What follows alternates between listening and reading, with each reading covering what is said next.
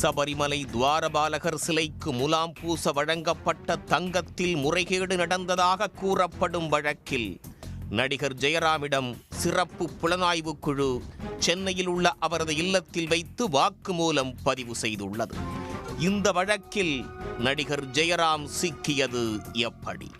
1988 ஆண்டு மலையாள சினிமாவில் அறிமுகமான நடிகர் ஜெயராம் 1993 ஆண்டு கோகுலம் சினிமா மூலமாக தமிழ் சினிமாவில் அறிமுகமானார். அதனைத் தொடர்ந்து புருஷலட்சணம், பிரியங்கா, நிலா, கோலங்கள் என அடுத்தடுத்து தமிழ் படங்களில் நடித்தார்.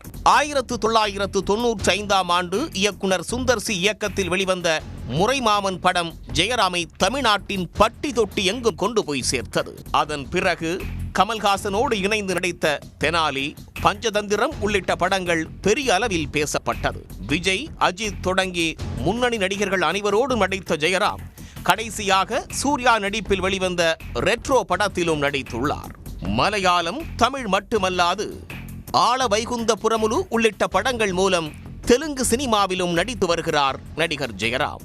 இந்த நிலையில்தான் சபரிமலை ஐயப்பன் கோயிலில் துவாரபாலகர் சிலைகளுக்கு தங்க முலாம் பூசிய போது 45 கிலோ தங்க முறைகேடு நடைபெற்றதாக புகார் எழுந்தது. இது தொடர்பாக அம்மாநில கூடுதல் டிஜிபி வெங்கடேஷ் தலைமையிலான சிறப்பு புலனாய்வு குழுவினர் விசாரணை நடத்தி வரும் நிலையில் தேவசம் போர்டின் முன்னாள் தலைவர் உட்பட 11 பேர் கைது செய்யப்பட்டனர்.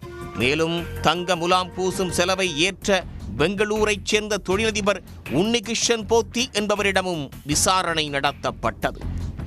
இந்த சூழலில் திருவனந்தபுரத்தில் உன்னிகிருஷ்ணனிடம் 10 மணி நேரம் சிறப்பு புலனாய்வு குழு விசாரணை நடத்திய பின்னர் அவரை கடந்த ஆண்டு அக்டோபர் மாதம் கைது செய்தது.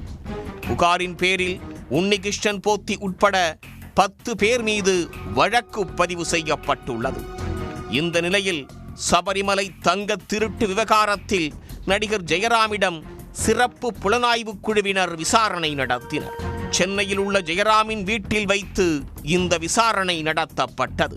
அதாவது சபரிமலை துவாரபாலகரின் சிலையிலிருந்த தங்கம் சென்னைக்கு பழுது பார்க்க கொண்டு வரப்பட்ட போது நடிகர் ஜெயராமின் வீட்டில் வைத்து பூஜை செய்ததாக கிடைத்த தகவலின் அடிப்படையில் விசாரணை நடத்தப்பட்டது. அப்போது ஜெயராம் கூறுகையில், தான் 40 ஆண்டுகளாக சபரிமலைக்கு சென்று வருவதால் உன்னிகிருஷ்ணன் போத்தி என்பவரை எனக்கு தெரியும் என்றும், தன் வீட்டில் வைத்து பூஜை செய்தால் வளம் பெருகும் என அவர் சொன்னதால் தான் பூஜை செய்தோம் என்றும் தெரிவித்துள்ளார். ஆனால் உன்னிகிருஷ்ணனுடன் எந்தவிதமான பண பரிமாற்றமும் செய்து கொண்டது இல்லை என்றும், அவருடைய மோசடி குறித்து தனக்கு எதுவும் தெரியாது எனவும், அவரை மிகவும் நம்பியதாகவும் நடிகர் ஜெயராம் வாக்குமூலம் அளித்துள்ளார். தங்க திருட்டு வழக்கில் 90 நாட்களுக்குள் ஏன் குற்றப்பத்திரிகை தாக்கல் செய்யவில்லை என கேரள உயர்நீதிமன்றம் கண்டனம் தெரிவித்ததை அடுத்து சிறப்பு புலனாய்வுத்துறை விசாரணையை தீவிரப்படுத்தி வருகிறது. இந்த நிலையில் நடிகர் ஜெயராம் இந்த வழக்கில் முக்கிய சாட்சியாக சேர்க்கப்படுவார் என்றும் சொல்லப்படுகிறது. இந்த வழக்கு தொடர்பாக மேலும் சில முக்கிய நபர்களிடம் விசாரணை நடத்த சிறப்பு புலனாய்வு குழு திட்டமிட்டிருப்பதாகவும் தகவல்கள் வெளிவந்துள்ளது.